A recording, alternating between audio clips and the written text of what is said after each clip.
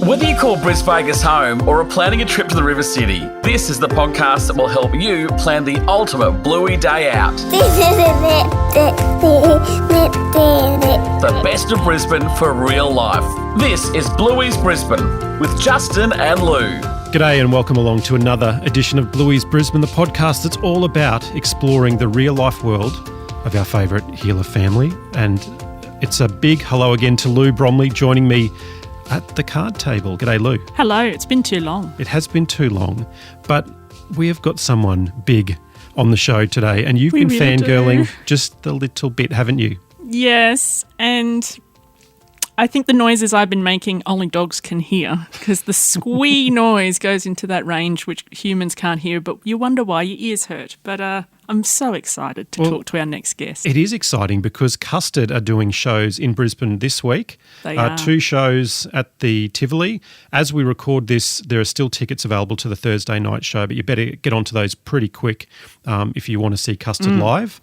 And Dave McCormack is joining us today on the show, who we both grew up with in Brisbane as, you know, one of those big 4 Brisbane bands that sort of did so well in the mid-90s. Absolutely, yes. That's the music I grew up on, you know, graduating from high school and going to uni. The big uni gigs here in Brisbane is where everybody got music from.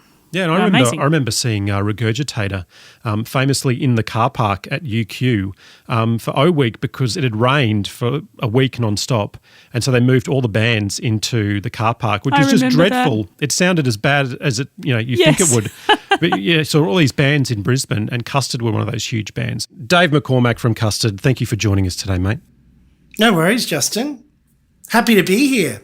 Super excited to have you guys back at the Tivoli this Thursday and Friday. You know, you must be excited to get back to where it all started with 2 Brizzy shows, right? Oh, yeah. So, well, I can't remember when we would have last played. I know we did a gig at the art gallery. You know how with this COVID lockdown thing, years just melt away. So I'm not sure if it must have been 2019. I don't know. Justin, I got no idea. I remember that one. That was at Goma. That was like a dinner time show. Yeah, yes. Goma, that's it. So that was probably that was maybe August 2019. And then I don't think we've done much because everything sort of shut down early 2020, didn't it? And now here we are, early 2021. So very happy to be coming up to Brizzy. I managed to get through for a couple of weeks at Christmas, and that was the first time I'd been to see the family in Brisbane in about a year. So that was cool. And then, very happy to be going to the Tivoli on Thursday and Friday. But riddle me this, the Tivoli from memory is quite a large venue. And from what I'm hearing, the numbers are limited to 200 people per night. So that's going to be very much super socially distanced, isn't it? That's amazing. I believe it's all going to be seated at tables, like very posh, you know, almost fine dining. You know, you sit down at your table in your group of 6 or 8 or whatever and enjoy the show. Love it. And there'll be no dancing, there'll be no hugging and kissing, but so that's going to be unusual, because one of my favorite parts is when we finish a gig, trying to get myself to the door as people leave and give them a sort of David Heathcott sort of slightly on the spectrum hug as they leave. That's like quite a fun part of the whole thing for me. But obviously that's not going to be on the cards this time. Sad. It's a tragedy. It is. I love that, because lots of times you go see bands and they are on stage and then they disappear back to some sort of kingdom on the clouds made of gold and paper mache. But Custard, we've always, you know, thought of ourselves as a band of the people for the people. There's nothing fancy about us. There's nothing highfalutin. We're very much the sort of Dara of bands, the Inala of bands, if you will, the Oxley of bands. I'm an Oxley girl, actually, Dave. So I love Oxley. My heart beat a little faster then. Oh, good, Lou. Good. Well, remember, I don't know what vintage you are, but there used to be a go-kart racing centre like at Oxley back in the 80s. And Oxley was like this amazing place like I say, that had go-karts. Oh, my God. And I used to pass through Oxley because I went to school at Ipswich, but Yes. my parents lived at Kenmore. So many a time we'd be, driving Ipswich Road, turn left at Oxley back to Kenmore to the western suburbs of Brizzy. But, Oxley's good. Oh, Oxley's still Graceville, good. Sherwood. Absolutely. I love Indooroopilly. Those places still hold a lot of mystique and magic to me. I love those words, mystique and magic, because you've got that double life thing going. You're Dave McCormack, rockstar Custard. You're coming back to Brisbane as well, but in your double life, you're also voicing Bandit, and there are Bluey locations. Do you get a lovely sense of nostalgia or that magic and mystique where you know that episode is somewhere you've been before? Yeah, and I like the animation, the drawings are very Brisbane as well. So it's a really good fit for me. I'd have trouble. I mean, I'm not an actor by any stretch of the imagination, but having being a dad of two daughters and having it based in Brizzy, it's sort of my life in a weird way. So that's why I have so much for doing it. And I think maybe that's why people love it so much, because it's not acting. It's more, this is it. This is my memory bank. And like Justin and I, we grew up on you and Custard and the big Brizzy bands of the 90s. Yeah, like we were going to the uni gigs. Yeah, the Gurge, the Finger, the Screen Feeder. Yeah, that's it. And that was our life as suddenly new adults. Like there was just the explosion of music. But now we need a double babysitter to go to your gigs with table service at the Tivoli. But has Bluey brought you a whole new generation of fans who didn't have that 90s, experience? Yeah, there's parents who had the 90s experience and now they make the connection and that seems to be good. But the younger generation, the kids or the younger parents who only know me from Bluey, they seem somewhat repulsed by the Custard music. It doesn't fit into their mind schemata. You know how they've made up, that's Bandit Heeler. And their body and their mind is rejecting this previous existence. So it can be quite a visceral reaction, especially from young kids. They're like, oh, yuck, what is that? Now get on board, young kids. Come on. Maybe when the young kids get older, they'll find some redeeming features in Custard. But, myself, I'm finding features of Custard material now that I never noticed before. We were rehearsing on Sunday and we tried the song that we wouldn't have played for, 25 years. It's a song called Scared of Skill, and I think it was the first track off one of our albums called We Have the Technology. And I was hearing it for the first time. It was beguiling and mysterious. Just speaking of that time, can you take us back to Brisbane in the early 90s? You're talking about 25 years ago. So I first discovered you guys, Wahooty Fandango, I think I must have been about grade 12. Just fell in love with the sound. I thought it was so diverse. But, can you take us back to that scene in the early to mid-90s? You guys are young musos. I remember reading an article in, it was probably Rolling Stone, probably around the mid to late 90s, and they had this sort of Brisbane band sort of family tree. Yes. And it was almost like Custard was right at the centre of it. And branching out from Custard were all these, myriad of other bands. What was the scene like in Brisbane in the early 90s just before it all exploded? Yeah, well, the scene, so the Brisbane scene started for me when I went to Queensland University in 1986. And so all of a sudden, you're out of high school and all of a sudden you've got more free time, less structured learning time. And the student union had a rehearsal space with a vocal PA. So myself and Paul Majou, who's the bass player from Custard, and a couple of other people started a band called Who's Gerald. And we were there was a scene there, but it was embryonic. And we'd play lunchtime uni gigs and maybe at a venue in the Valley, and it was beginning. Like there'd been huge bands from Brisbane, but it was beginning, and we were only just sort of getting into that world, and then Triple Z, we sort of got in that world a bit. And then the early 90s, it just seemed like something clicked. Triple J came to Brisbane, so they were looking for Brisbane bands. And it just seemed like there was there was something in the water, and all of a sudden there were so many great bands and so many great venues. And we had a rehearsal space in Bradley Street, Spring Hill, and the joke was anyone who turned up at that rehearsal space left being in a band. The band might not have lasted for more than, a rehearsal or two, but it just seemed we'd walk in and whoever was there, okay, we're a band. What are we called? I don't know, Polystyrene. Great. What songs are we going to do? Let's do a Pixie song, and then I got this other song. Okay, cool.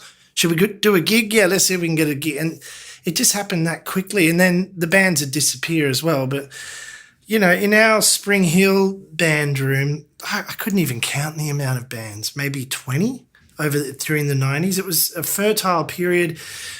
And we were all early to mid-20s, and I don't think any of us had a job. We were all on the dole from memory, and all we'd do was, make up band names and try and design posters.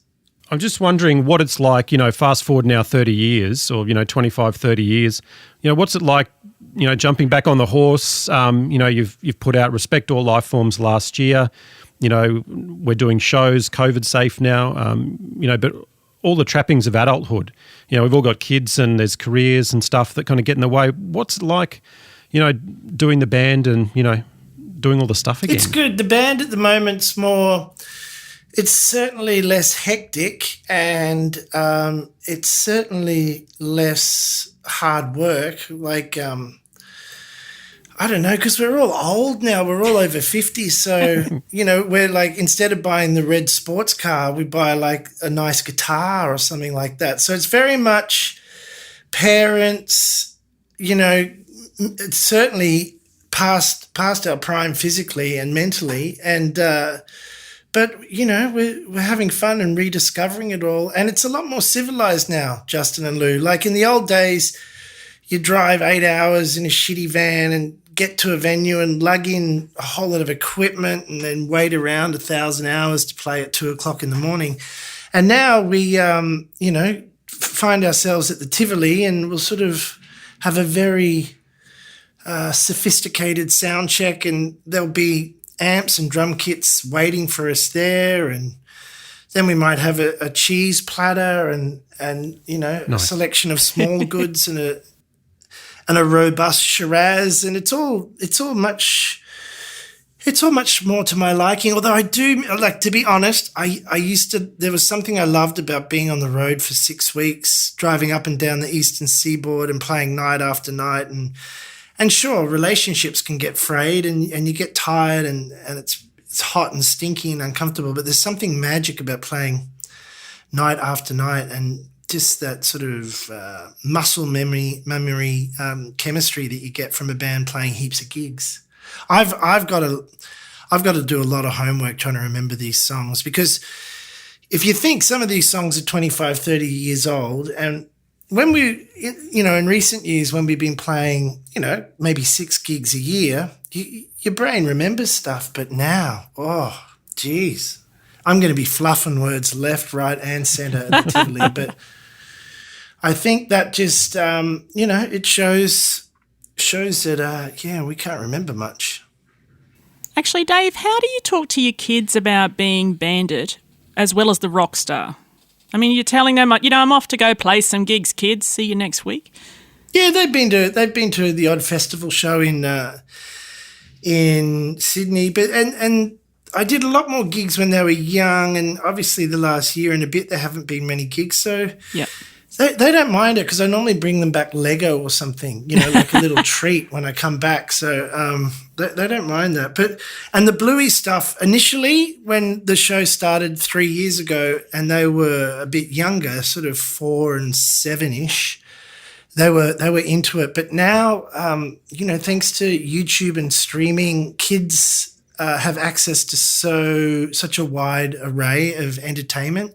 So they've they've alas moved on a bit from the Bluey stuff, and I try and obviously the raging egomaniac that I am, I'm like, hey guys, you want to watch this Bluey episode? And they're like, oh, actually they will watch it if I suggest it and it's on, but they won't. They don't. Not anymore. Do they come up to me and say, hey Dad, can we watch Bluey again? But look, if I sort of point them in the right direction and we watch it, then they'll watch the whole episode. They don't glaze over. But they were convinced that somehow someone was spying on us because it was so similar to our actual life. But I think they've gotten over that now. Look, you're touring here in Brisbane when Bluey Music, the album, hit the ARIA #1 spot. I know, amazing, right? Yeah. And I think you know where I'm going with this, but Dave, we kind of want a collab of Custard meets Dave McCormack meets Josh Bush and the team. I know. Is it going to happen? I'm into it. Can you give us breaking news?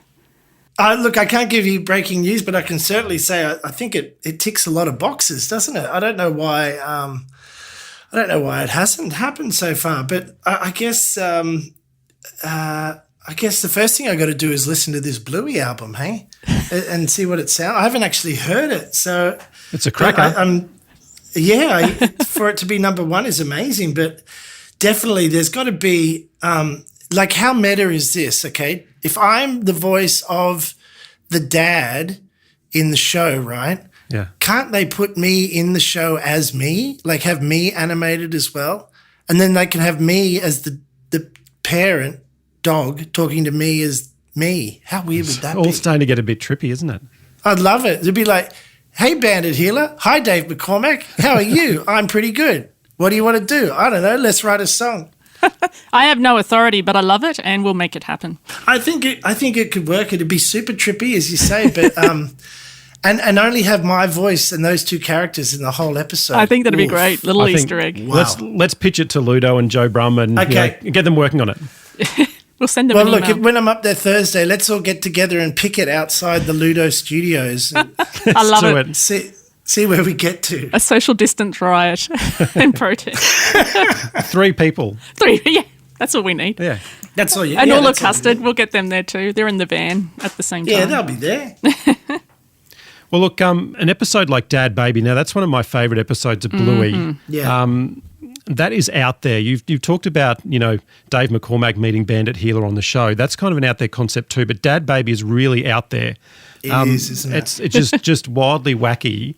When you get a script like that, what goes through your mind? Like, what are you thinking? When they always send me through the script so I can have a look before we record it, and often I'm laughing my head off and just eyes wide open in wonder at the concepts and the theories, and they're just wonderful out there scripts. They're so they're sort of Python-esque in a way sometimes, but and then when Joe, who writes almost all of them, once he starts talking me through it and explaining it, it becomes even funnier and more amazing then. So, and we have an absolute ball doing it. Like, I laugh my head off when we're doing it, and then he's laughing his head off, and it's such a good time. It's never a hassle to do. I love it. It's amazing. We're super excited to have you back in Brisbane in just a few days. I read a great story about the naming of the album. Could you just tell us the story about how Respect All Life Forms got its name? Because this is a great story, and I feel like this could only happen to Custard. Yeah, so we were doing a gig in Fremantle. We were doing a gig in Perth in, I'm going to say it was March 2019, maybe, and it was a festival gig. And because we're old, like, I don't like flying to Perth and then it's 4 hours earlier and then you have to wait all day and play at night, and it makes the day really long. So because we're old, we said let's fly over the day before, chill in Perth, then we've got the day just to, hang out.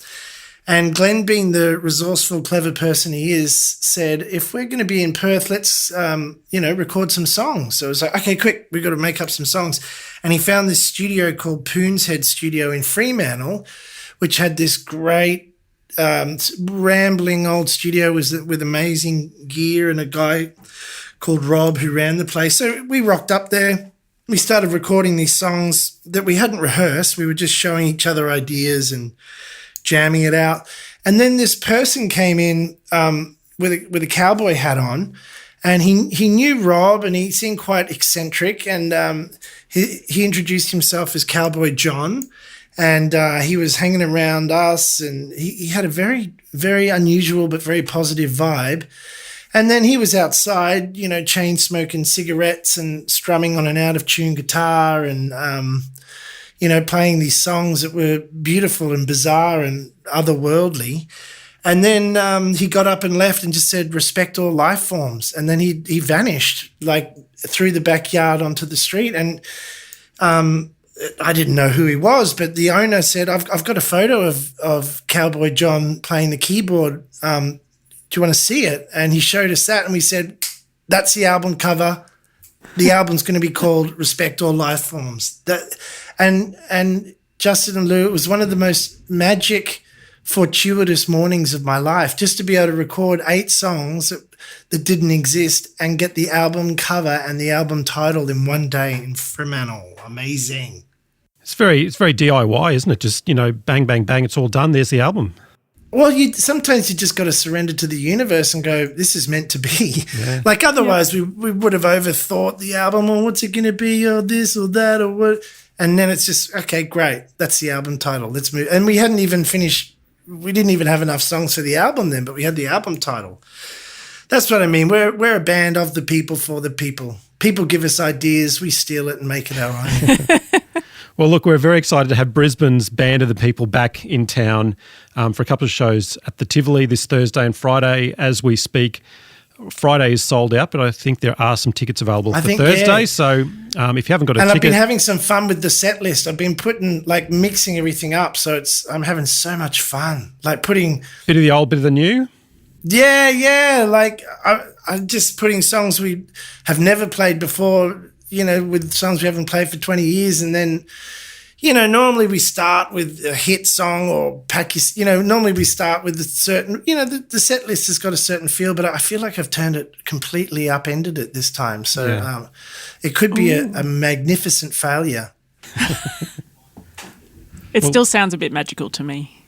It will be magical, Lou, I promise. And you guys will be there? Yes, we're looking at being there Thursday night, so...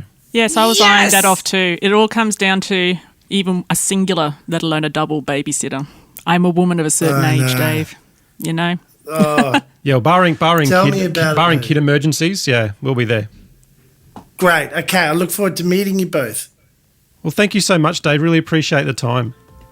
Thank you. Thank you, Justin. Thank you, Lou. The podcast showing off the best of Brisbane for real life.